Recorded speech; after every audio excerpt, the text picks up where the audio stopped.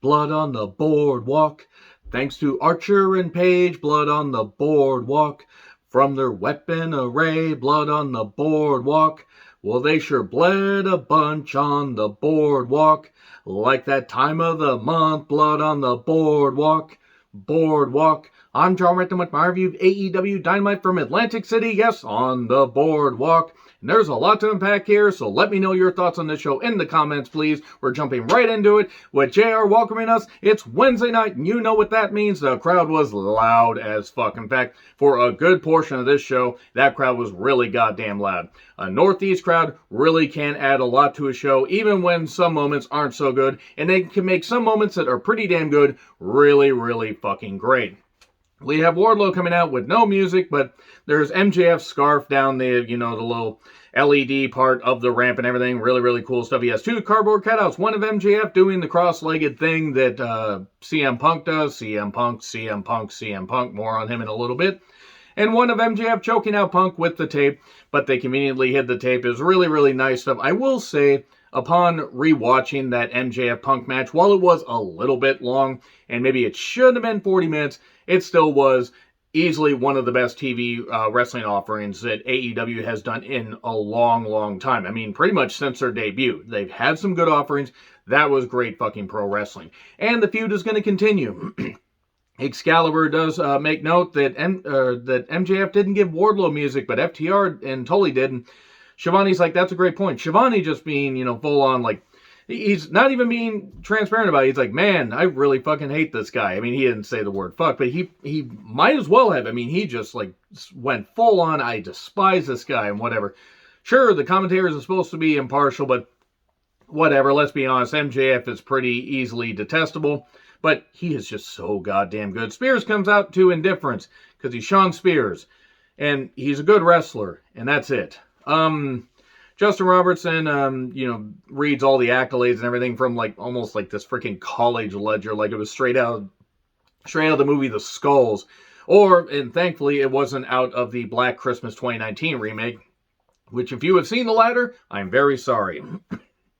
Thunderous boos for MJF.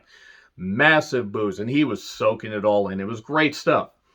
And he was carried to the ring. He's like the emperor and everything. It was really, really good stuff. One of the women, there were two women there. One was Gabby, I forget her last name, but she's made some appearances on AEW programming.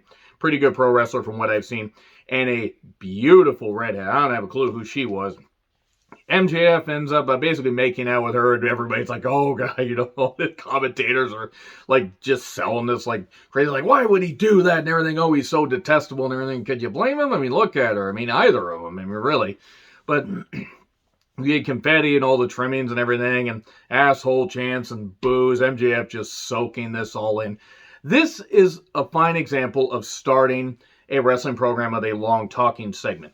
If you make it where you don't do it all the goddamn time, then it's fine. I will say, though, for the first hour, there was a lot of talking, and this was the good portion of it. Now, I'm going to tip my hand about how I felt about the other one.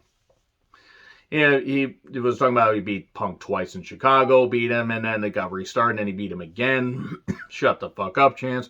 Wardlow standing around, everything, and it seems like, he's finally going to give Wardlow he's going to thank Wardlow and everything, thank him properly. He couldn't have done it without this guy, Sean Spears, because he helped him warm up, and Wardlow's just like this. They're teasing it a little bit more. They really got to pay it off by giving Wardlow a monster push. So if they don't do this right, then they really just, cut Wardlow's legs out from under him. I'll say that much. Who lets Spears talk? Why are they letting Spears talk? Spears is not a very good talker. I'm sure that he's a nice guy, but just he's not interesting as a wrestling personality. And he has now MJF has a better than the best in the world shirt. If only they could be away from Pro Wrestling Tees, which, yes, I got this shirt from Pro Wrestling Tees, and that's after and that was before I discovered all the bullshit that was going on with them not being very smart with their cybersecurity and everything. So it is time for him to become AEW World Champion. I will still say, though, support your wrestlers and everything and buy their merch and stuff like that. But maybe find other avenues where you can give the money directly to the people instead of Pro Wrestling Tees. So Punk shows up and Shivani interviews him and actually holds the mic, and Punk does this and everything and says, I'm usually an island unto myself or whatever, but this time I brought friends with me. I want a rematch, but I brought friends with me. Here's Sting and Darby. Man, Darby brought his grandfather. That's great. I love Sting, but goddamn, he's not I'm sorry, he's not menacing. He's not. I mean, he's a 62-year-old guy with spinal stenosis and a bad neck who can still do some stuff. But oh boy. They're staying out there and everything. He says, well, actually I want Wardlow. And then I want our shot, you MJF. And he says to Wardlow, by the way, well, I really want to face you, but you could actually either be on the receiving end of this beatdown or you could leave these jackasses. And Wardlow's not going to do that, MJF says, not just because he's under contract, but because he's our best friend and this kind of stuff. FTR also wants a rematch. And FTR, because they had been part of the six-man along with MJF against Punk, Sting, and Darby when they came out in the face paint. That was actually pretty cool. Punk coming out in the Surfer Sting makeup. And MJF says, well, I'm not going to waste that rematch on Atlantic City, the cesspool like Atlantic City, but since we're in Atlantic City, let's roll the dice. You can have your rematch. Any tag partner you want that isn't Darby or Sting, and you beat FTR, you get your rematch. And we're going to get the rematch at Revolution. They're doing their best to pick up the pieces. Even though I understand him beating Punk in Chicago, I still say that they shouldn't have given away the first match on free TV. That's my opinion. I'm sticking to it, as great as it was. So, he says, I'm better than the best in the world, and you know it. That was great. That was a great opening segment. That's the kind of stuff, regardless of what wrestling company it is, if you do a great opening talking segment, and you build it right, and you give a hook for people, not a hook for people, but if you give a hook for... Hook is actually going to be on Rampage. I can't help but do that. It's like a nervous tick. That's the way to do it. And then, commentary mentions Darby and Sting will come face-to-face with Andrade next. And then we come back from break, and they're in the basement of the Blair Witch Project. I'm sorry, but why does Andrade have an assistant if Andrade is going to insist on doing promos? And I'm sure that Andrade is a nice guy. And look, it's got to be difficult to be speaking a language that's not your first language. But play your strengths, hide your weaknesses. Let Jose, I assume that's still his name unless they changed it, just have him cut the promos. Have somebody cut the promos other than Andrade. And Andrade has meant nothing in AEW. As far as his look, as far as his wrestling ability, he's good. He's very good. And he hasn't meant anything. He's meant jack shit as a character. Darby refuses Andrade, saying that he won't work for him, and they talk about the TNT Championship. Because Andrade wants a TNT title. Darby wants a TNT title back. I think we're going to get a number one contenders match at the pay-per-view. And Andrade will be like, if I beat you, Darby, you have to work for me. And then it'll be Sting and Andrade having a match, and Sting will win back Darby's services or break Darby away from Andrade. Watch him do something like that. You heard it here first. Sure, why not? First match, we are over 20 minutes into the show. Wardlow versus The Blade. Spears is here. I know the point is to frustrate Wardlow and frustrate the fans to the point that we will cheer when we see Spears get laid out. I don't care if Spears gets laid out. I don't want to see Shawn Spears on my television anymore. Wardlow is getting that Sid-type reaction, and he's even getting the Wardlow, so the Goldberg-type chants. There's a Free Ali sign in the crowd. I think Ali in AEW or on New Japan Strong would be very, very nice. Blade targeted the knee and did some good shots. Wardlow tossed Blade around, and eventually, after Spears kept cheering Wardlow on, and there were a couple knee strikes, Blade went for a third one in the corner, and then one powerbomb, and the crowd just bubbled and roared, and you could tell the Wardlow's enjoying this. He's really, really enjoying this. And despite some things that they've done, they've organically got him, in the right spot. Again, they got to do right once they pull the trigger and do this MJF Wardlow feud. He does 4 power bombs and does the pose and everything, does that for 3. Great shit. This is the way to get Wardlow over. And then Spears uses a chair. Wardlow's annoyed. And then we go to a pre-tape of Alex Abrahantes saying, Penta says, and when Malachi spit the mist in his face, he he awoke, something in Penta. It's time for Penta Azul to rise. So basically the darker Penta, hopefully closer to Lucha Underground Penta, like the Penta we saw take out Vampiro, and beat him up and everything in, I believe it was was it the end of the first season or the second season of Lucha Underground? Was it first? I think it was the first season. I haven't watched Lucha Underground in a really long time, but I know that I remember them having a bloodbath. Met Penta, by the way, about 3 years ago in Indie Show. Really nice guy. Okay, why was the mask in the dirt, I'm wondering? Let's hear it for the Judas. Oh boy, Hager's still here. Where has Hager been, by the way? Not that I care. Not that I care where him and his stupid blow-up doll wife have been, but he is supposed to be under contract and he's been gone for I think he's been gone since Full Gear, so he's been gone for almost 3 months. Santana Ortiz show up to their own music, which JR says, I think they got new music. It is at this point, and there's another thing a little bit later, look, JR needs to be used as an attraction announcer, call certain matches, bring somebody else in. Ian Riccaboni. Kevin Kelly, if he's not doing a ton of stuff, during his breaks with New Japan or something. Ian Riccaboni would be a good choice since he's called the New Japan Strong Action for the tapings that happened in Seattle that I was at. That was really, really fun, by the way. Bring somebody else in. I know Mauro Ranallo doesn't want to do, a lot of traveling. Have him call the occasional show and cater to him and make sure that he's okay and bring him in for the occasional shot to give JR a chance to rest. So, this is the Inner Circle meeting thing and everything. They keep doing this every time they have any little stripe. Santana Ortiz should have been tag champions a while ago. This isn't very good because I don't care about Chris Jericho. Chris Jericho calls himself the influencer and everything. Yeah, just like your wife and mother-in-law wanted to try to influence the outcome on January 6th. Oh, wait, I shouldn't bring that up, except I'm going to keep bringing that up because Chris Jericho is a goddamn piece of shit as well. Not because he has different politics. You want to claim that you're such a good person, maybe you don't donate to somebody that has so many,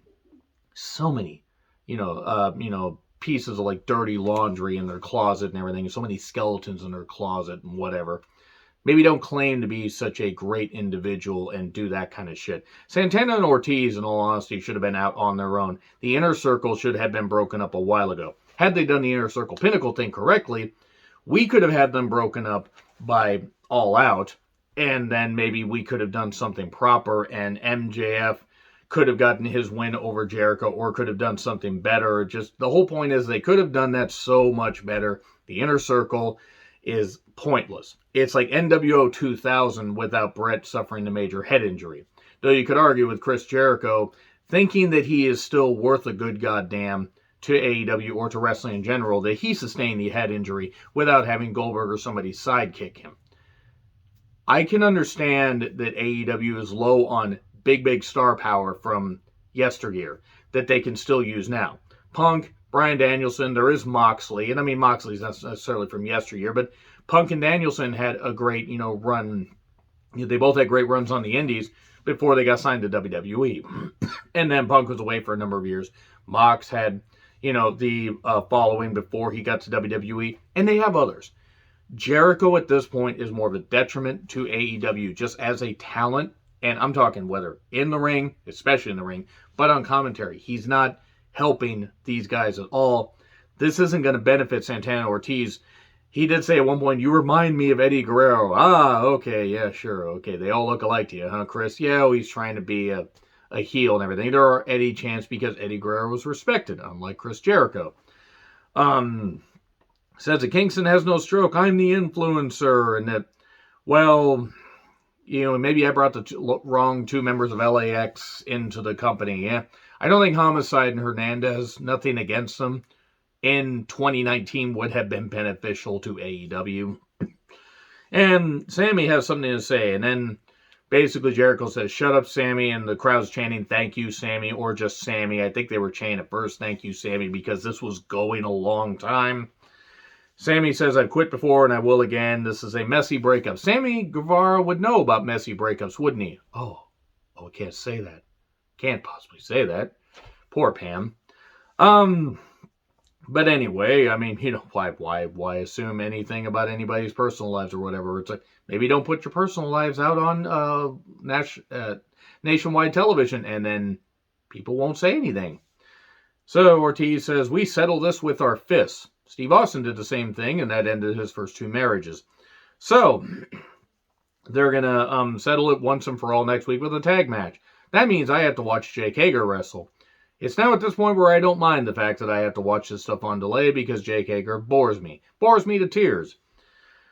So Shivani is backstage with Rapagni Vice, which is Trent Beretta and Rocky Romero. They barely get any words out. They're going to have a match on Rampage because Rocky is better after his battle with COVID. Glad he's okay. He was part of the New Japan Strong tapings and is a hell of a talent.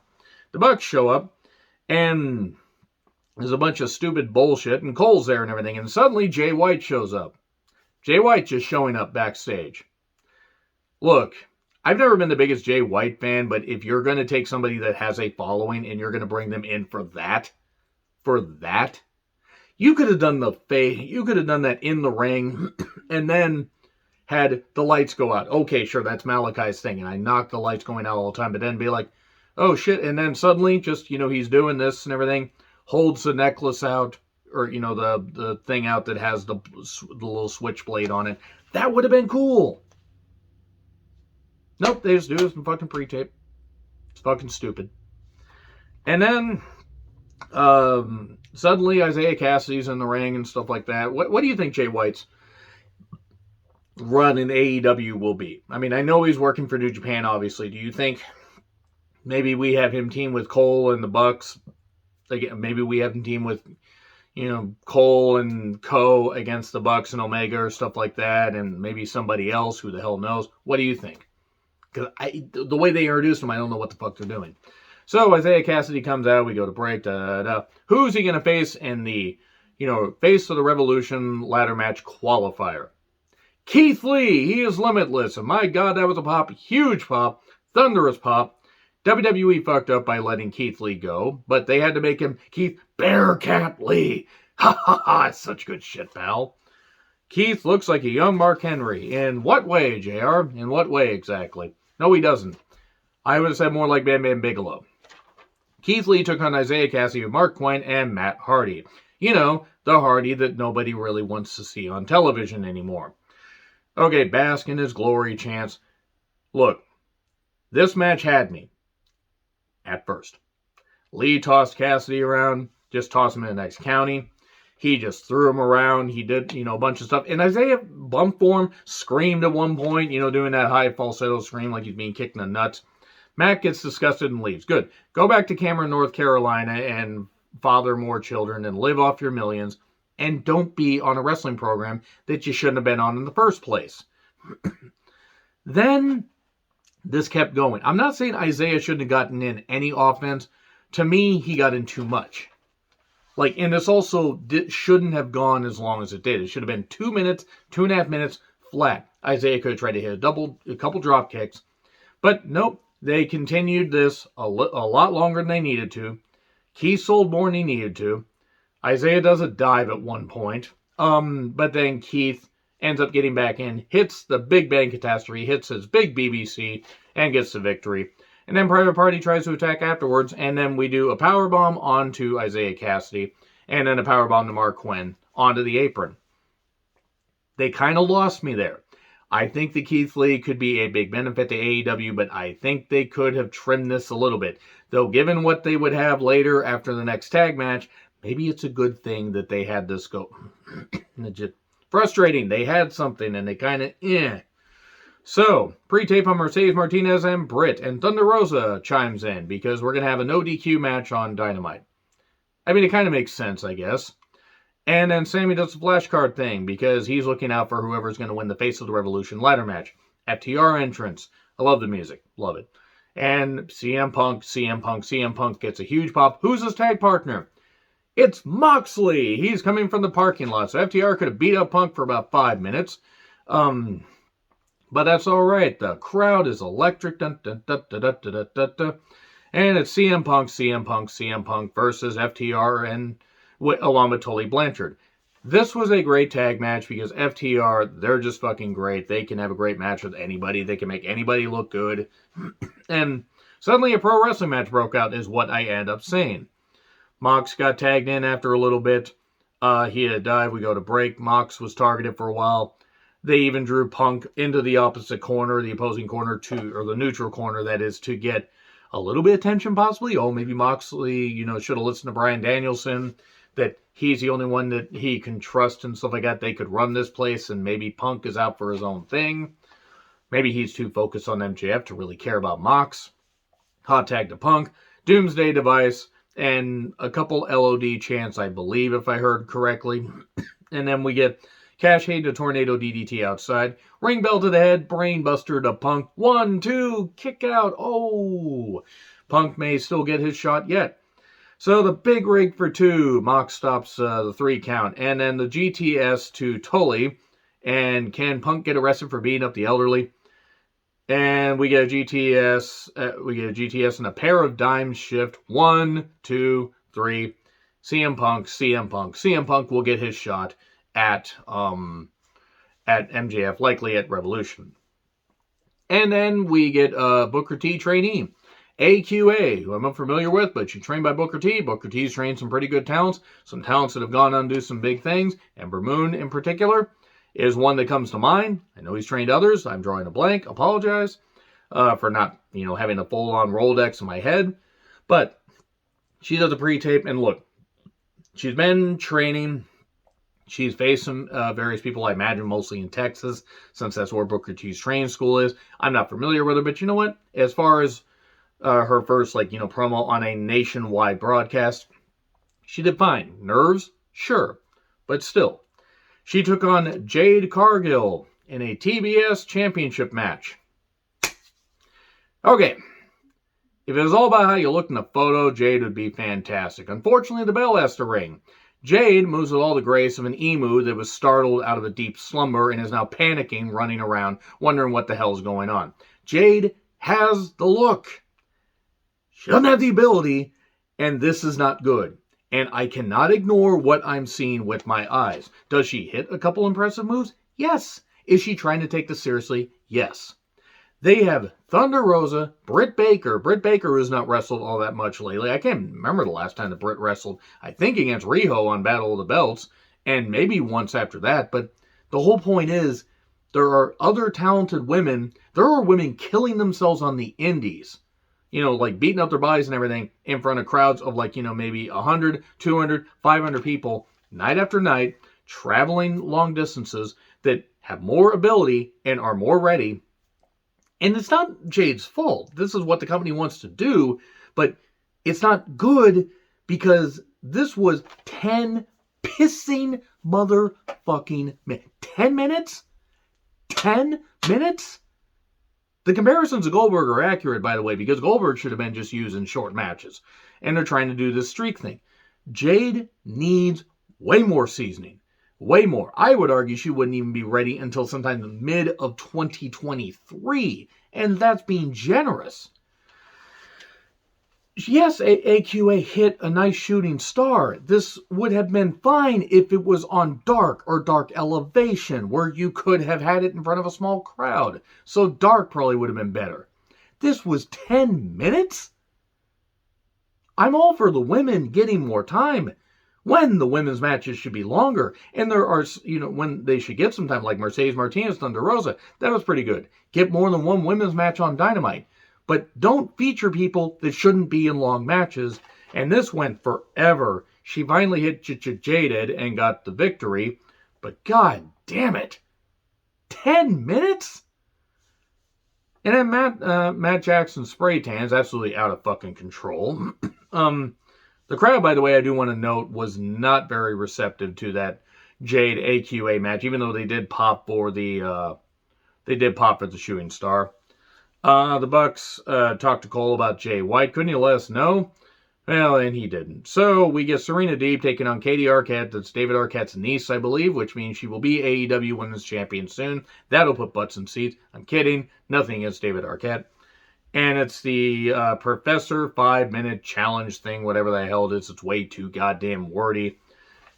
Serena pinning down and taking advantage of a young rookie wrestler. God, she is just like Marty. And no, I'm not going to ignore that, because guess what? She needs to either get away from the guy, or she's just as guilty as he is. Because if you know what somebody did and you're going to marry him, guess what? You're kind of a piece of shit yourself. Serenity lock in 1 minute. Cool. Serena's a great wrestler. Just too bad she has to associate with shit. Rampage is Ravagni Vice versus the Bucks. Brian Danielson will talk. Hook will be in action. Robin Renegade versus Britt, and Jurassic Express versus the Gun Club for the Tag Team Championships. Jericho and Hager versus Santana Ortiz on Dynamite. Mercedes and Thunder Rosa in a no DQ match. Okay, Archer versus Paige. Texas Death Match for the AEW World Championship. The only way to win is by submission or knockout. This will not take very long. Let's just jump start in the back. Let's have a pane of glass in Archer's entrance for no goddamn reason. Have they done that before? Because I don't recall them doing that stuff before. They just set it up because why not? And they both bleed. They both use a bunch of, weapons, chairs, kendo sticks and everything. They hit each other with this shit and beat the shit out of each other and did what they could. But here's the thing. I don't mind matches that have this kind of feel to it. I just feel that if you're gonna do DQ, no DQ after no DQ after no DQ after no DQ, anything goes match, anything goes, it gets to where it all blends together. Yes, Archer is a great talent. He's in his mid-40s and can still move that well despite back surgery and other things. And Paige, they're trying with Paige. This reign isn't working. He needs to continue it because they need to try to do something, but this reign's going to end up being a flop. So, Dan Lambert, the sheepish lion Dan Lambert, comes down, unhooks the top rope, and we get, that taken care of. So, okay, great, we're doing that. This is just fantastic. We're doing this. He's trying to stop the buckshot. That's smart. And then Jake Roberts hits a clothesline on Paige on the outside, around the outside, and Archer stops him from doing the DDT, which the crowd boos. We get a blackout on the steps. We get a pile of chairs. This is taking forever. And it's actually only 15 minutes. And then we get, a barbed wire chair. And Paige takes the barbed wire off and does this and everything. And does the roaring forearms and stuff like that. The roaring elbows. And then hits a buckshot over the referee. And they both go through one of the tables, not both of the tables. Paige rises to his feet and is declared the winner. And Adam Cole, baby, will face him at Revolution. Because he comes down and declares basically that he wants to face Paige. Okay, there were some good things on this show. And the reason that I go long on these Dynamite reviews is because there's a lot to unpack with some of them. But my fucking goodness. For every good thing they did, there was just some stuff. The Inner Circle stuff was totally unnecessary. And that was That was just every hardcore match that AEW's done or ECW has done, and the blood and everything and the craziness. I know some people like it. I didn't. I didn't like that particular match. But whatever. Anyway, agree, disagree, what I said. Like, share, subscribe, Twitter handle in the description. I'm John Rickland. I'll see you soon.